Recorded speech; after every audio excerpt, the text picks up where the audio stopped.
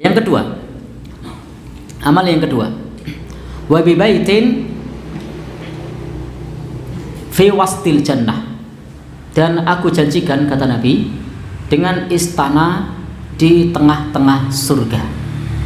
Jadi kalau pertama tadi istananya di pelataran surga, tidak usah dibayangkan, tidak usah dipikirkan, pokoknya diimani dapat istana. Saya kalau ditanya ini gambaran tengah sama pelataran gimana, wallahu alam, saya tidak tahu. Nanti jangan sampai ada yang tanya begitu. Saya sudah bilang wallahu alam, saya tidak tahu. Nabi ngendika yang pertama adalah di pelataran surga, yang kedua di tengah surga.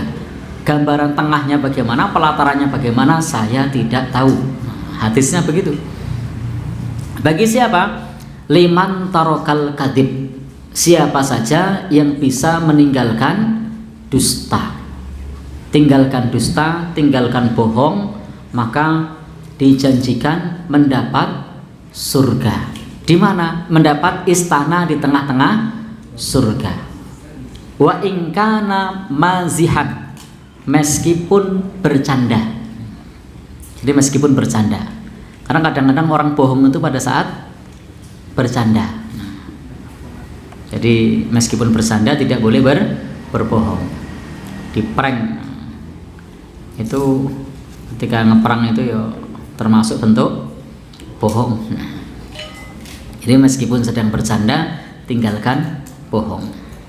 Meskipun di dalam agama kita bohong itu dibolehkan kalau untuk urusan suami istri, dalam rangka apa? Untuk romantisme rumah tangga. Tapi selain urusan romantisme rumah tangga, maka dusta, bohong tinggalkan.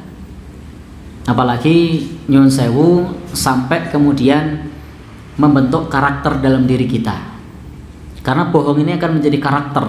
Kata Nabi, ketika seseorang itu sudah terbiasa berdusta, la yuktaba indallah kadzaban, maka akan tercatat di sisi Allah pendusta. Maka begitu orang berani berdusta satu kali, maka akan diikuti dengan kedustaan-kedustaan berikutnya. Saya kasih ilustrasi seperti ini.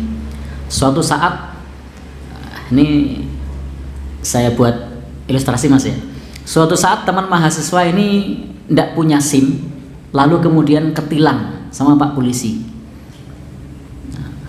Mana SIM dan STNK? SIM-nya ketinggalan Pak, padahal tidak punya. Ternyata polisinya bilang, oh silahkan diambil, ini suratnya ditinggal, nanti ngambil tidak usah bayar. Mau bilang apa? Ya, tadi kan bilang tidak punya, tadi bilang SIM-nya ketinggal. Ternyata polisinya ini iba sama mahasiswa, kasihan. Oh ya, saya bantu, ini tidak apa-apa, kalau tidak bawa SIM silahkan SIM-nya diambil, ini suratnya ditinggal, nanti SIM-nya ditunjukkan, nanti saya kembalikan STNK-nya. Bilang apa kira-kira? Ya? Dusta lagi. Ini cuma ilustrasi loh mas. Cuma ilustrasi. Dusta yang kedua, maaf pak, kunci kos yang bawa teman. Ya kan? Kunci kos yang bawa teman. Ini ilustrasi loh mas, bukan kejadian betulan ya. Jadi kalau ada kesamaan nama dan apa kejadian, ini hanya fiktif belaka. Jadi kunci kos yang bawa teman. Ternyata polisinya baik. Oh enggak apa-apa mas, ini polseknya dekat, ini nanti tidak saya bawa ke kejaksaan, saya tunggu di polsek, nanti malam enggak apa-apa, saya piketnya nanti sampai jam 9 malam. Bilang apa lagi kira-kira? Dusta lagi. Dustanya apa kira-kira? Ya? Ada les. Ya. Dusta lagi. Oh gitu, dibawa temen pulang ke Jakarta. Nah, ini cuma ilustrasi ya. Jadi bohong lagi, kenapa? Karena awalnya sudah berbohong. Ternyata polisinya baik lagi. Ini tanggal sidangnya itu masih bulan depan. Saya itu punya anak juga seperti kamu, jadi saya ngerti suka duka mahasiswa. Nah, ternyata polisinya baik. Nah, ini kalau misalnya sampai tanggal sekian kok belum ngasih SIM, ini saya bawa ke kejaksaan. Tapi kalau bisa, ini saya kasih waktu karena masih bulan depan, 20 hari. Bilang apa lagi kira-kira? Ya, temen baliknya lama gitu ya. Jadi lalu ditanya, kamu malam ini tidurnya di mana?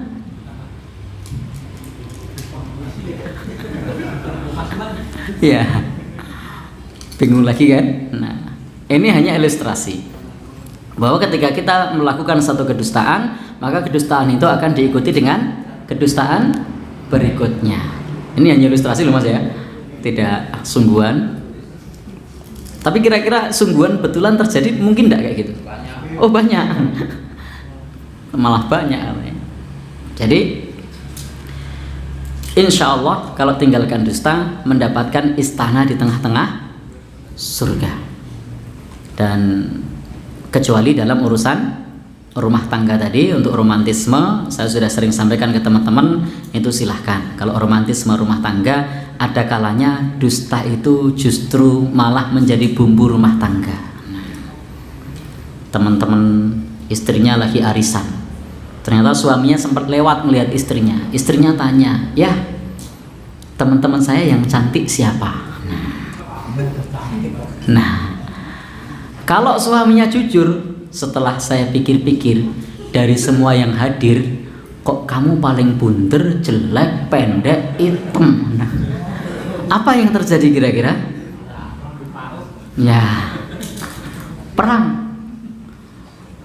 Wah, ini bisa dikeruas-keruas ini. Tapi seorang suami yang baik, dia tidak akan jujur.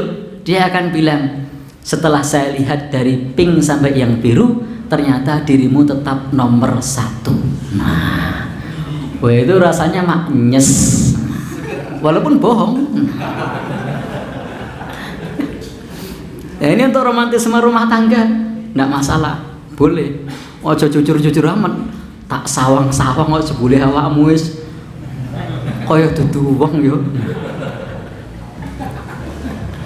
Kira-kira gimana? Ya, sakit hati.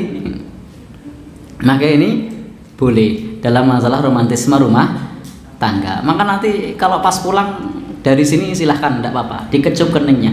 Saya tuh tadi pas kajian ini kepikiran kamu terus. Nah, dari walaupun saja ini orang kepikiran. Jadi untuk apa? Untuk romantisme rumah tangga. Jadi diperbolehkan.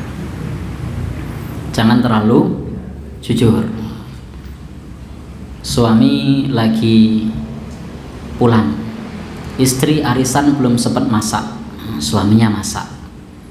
Ketika masak, istrinya komen, suwera tau mangsak pisan raina. Kira-kira gimana? Loru tuh. Nah, tapi coba kalau istrinya bilangnya lain. Masya Allah, bah, lama ndak pernah masak, sekalinya masak. Itu kemarin tuh saya ke tempat teman masak seperti ini, rasanya ndak selezat ini. Nah, itu gimana rasanya? Nah, pengen masak meneh. Karena dibilang rasanya ini lezat banget ini.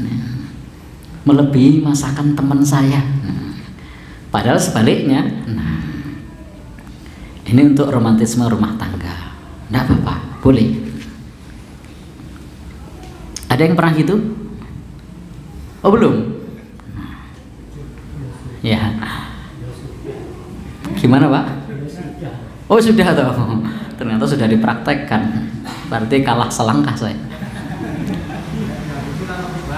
Oh gitu. Baik, jadi silahkan. Ini tinggalkan dusta, tetapi memang ada pengecualian untuk romantisme rumah tangga. Biasanya tidak pernah pakai make up, karena pengen istrinya kalau di rumah pakai make up, sekali pakai make up, oh itu dipuji-puji aja boleh. Masya Allah wanginya ini loh. Nah, biar besok pakai wangi-wangian terus. Itu tidak apa-apa.